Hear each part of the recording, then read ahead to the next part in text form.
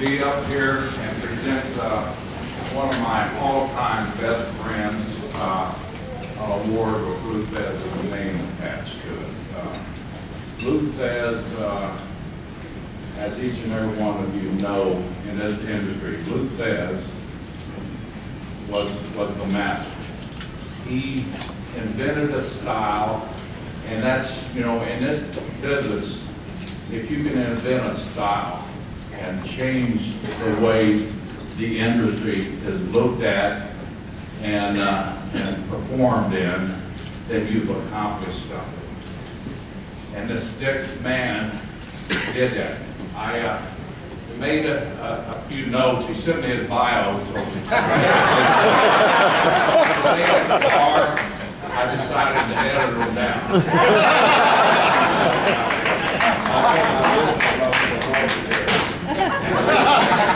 But it's true, how many huge deals have been made on a barroom napkin? How many hit songs have been produced on a hit napkin? I think Bad Street USA was produced on a barroom napkin. Wait a minute. Could you drop the noise a little bit to the chatter, just a little bit? I hear something. Please, a little bit quieter. You hear that? Wow. You hear that? It's loud and clear for me. You hear that? Well, I'll tell you what it is.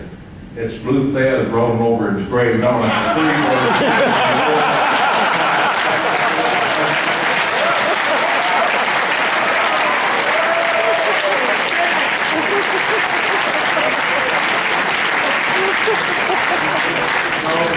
next guy, I was around WWE when he first come in through the door to all this.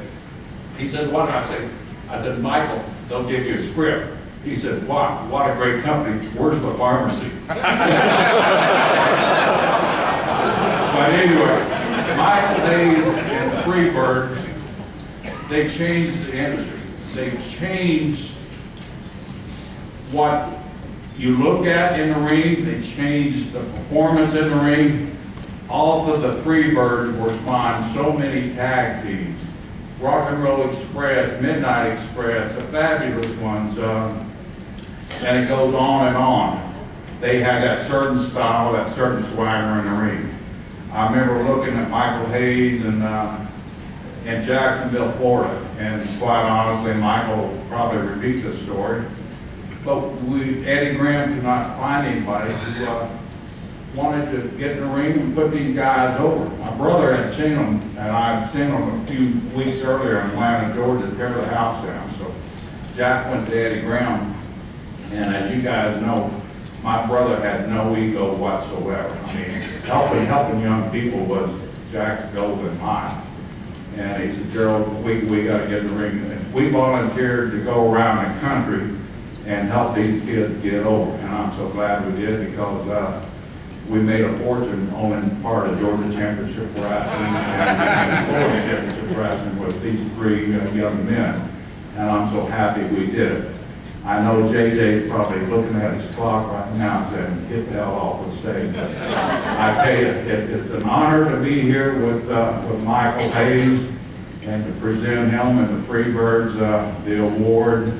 And you always knew where to find Michael Hayes.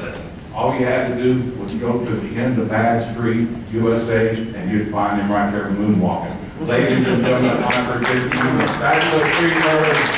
Yes, Michael Hayes.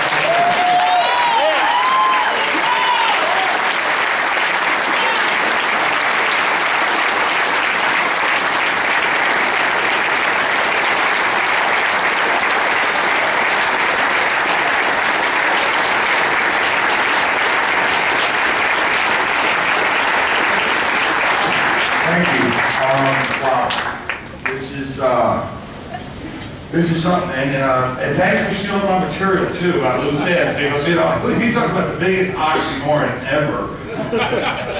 Lou Thesz and Michael Hayes gets the awards. No, I was not the greatest in the ring, and I'd be the first one to tell you that. I may have had some of the most fun in the ring, but I do have to tell you straight up that I can't accept this award. And the reason why I can't accept this award is because this isn't my award. This is our award. Because I could have never done anything without Terry Roy and Buddy Roberts.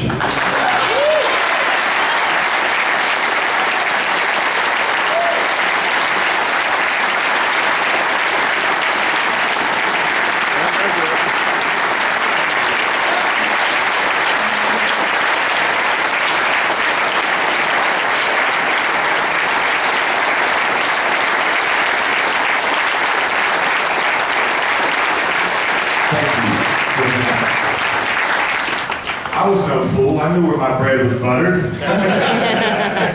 I knew to tag out. You didn't see me stay in much, take a couple bumps. No, not those kind. Oh, like you didn't know that. You know, Terry and Buddy were just amazing to be on the road with, and the 70s and 80s were amazing themselves. Unfortunately for me, it wasn't just say no, it was just say yes. And you know, trying to do the Freebird gimmick was not the easiest thing in the world. While it was fun for us, a lot of people had a problem with it, and Jerry mentioned that him and Jack did not. What he did not mention is when we were in Jacksonville that day on Thanksgiving afternoon in November of 1980, and me being a dumbass and just in awe of in the ring with the Briscos, and they're going to put us over. And Jack says to me as I'm on the outside, "That board in the ring is wrong. Put your finger under there and fix it."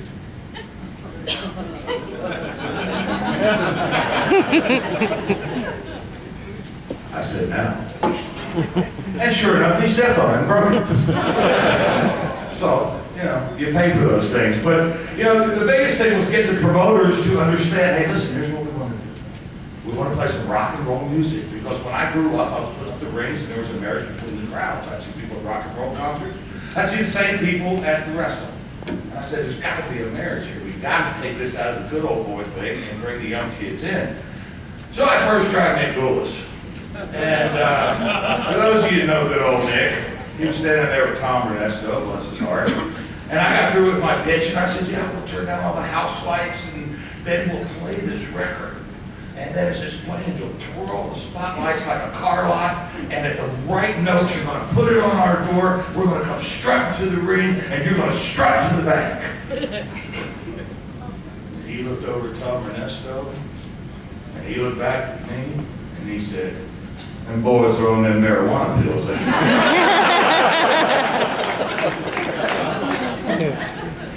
I looked over at Terry, I looked back at him, and I said, well, to be honest, Nick, we do smoke it. However, if you do run into these marijuana pills, here's my number, give me a call. But nonetheless, you know, things went on, things were great. Terry was a great guy, Buddy was just Buddy Roberts, Jimmy Garvin later on in life. I was so blessed, you know, be in the ring with the Briscos, you know, be on the same card with Terry and JJ, and commentate with Jim Ross. Grew up, you know, I wouldn't have even watched professional wrestling if it wasn't for Hollywood John Tatum. And who did I watch? I watched Cowboy Bob Kelly every Saturday night.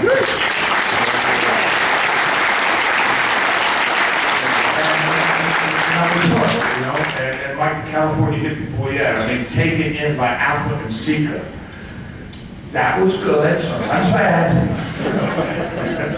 But it surely got me down the line. And, you know, Frankie Kane, the great Mephisto, you know, putting me and Terry together and guiding our careers in the early stages.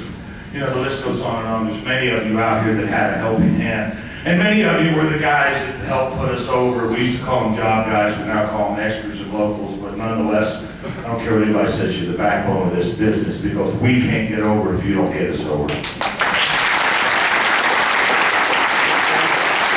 One quick story about Terry, and I'm going to get out of here, but we were in Texas. It was right before we turned on the Von Erich, so we all went out and had a workout, and then they wanted to take me to this strip bar. And believe it or not, at that time I didn't want to go. And this wasn't one that, you know, disguised itself as a gentleman's club.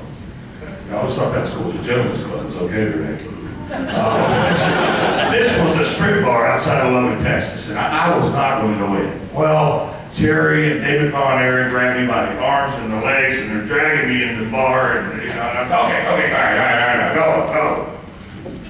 But I want to go back and play Pac-Man. You can't say I was really watching the strippers. You can't tell my first wife.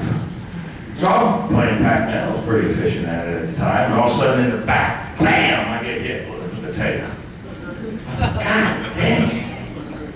And I figured it's Terry or David or something. I turned around, there is this one-eyed drunk bandito that's looking at me. And I had the blue jeans and the boots and the vest and the Jack Daniels. What gang are you in?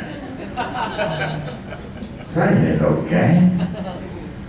Well, he started on. About that time, here come Terry. He saw the trouble. I had to come over. Just by the time he got there, this guy hauls off and just slaps Terry right across the face. Bang! Move. Terry launches this guy out of the chair. Boom! Now he's down. You think, God dang, motorcycle gang. Well, he's got a buddy sitting in a chair. I didn't know what else to do. I grabbed him and threw him on the ground. And they didn't put up no fight. I thought, man, this is too easy. Now we're worried about the other guys coming by, sticking a knife in your back or something like that. So I said, Terry, well, let's let him get up. Because this feels funny. The guy had a wooden leg. I said, let's go. As we get up, I swear to God, as we get up, the guy that Terry grabs starts going into his vest. Starts pulling out a gun. Holy Jesus, we start running. We go through the back door just like a bad movie, like a nightmare. The back door's locked. Thank God the guy's got a wooden leg. We run out the front door, we go to the left, we look to the left, we go to the right, we run to the street, the guy comes out, he's hopped along, he's got the gun, he looks to the left, he looks to the right, he sees us and he unloads. Boom, boom, boom, boom, boom. Holy. I look at Terry, he's just laughing his ass off. I said, what the hell are you laughing at? He said, 'cause he missed.